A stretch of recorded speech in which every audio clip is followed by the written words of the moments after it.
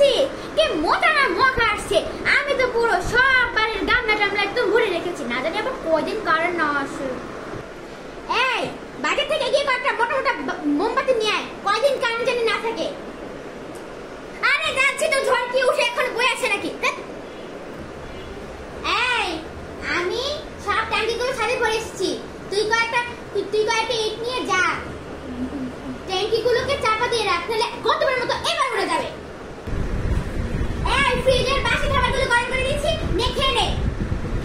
এই সব মোবাইল ফোনগুলো আর টর্চগুলো চার্জ দিয়ে রেখে দে, না হলে কারেন্ট চলে গেলে কি দিয়ে ঘুমাবি?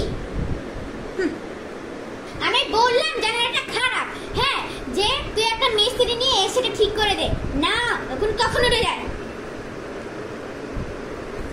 এই যা মার্কেট থেকে একটা চার্জার ফ্যান নিয়ে আয়, না হলে রাতে ঘুমাতে পারবি না গরমে, যে গরম আসবে। যা বলছি তা শোন। এমফানের মতো যদি এবারও কারেন্ট না থাকে, তখন আমি নাটক দেখতে না পারি, তখন আমি কিভাবে থাকবো? আল্লাহ, যদি 5 দিন এমফানের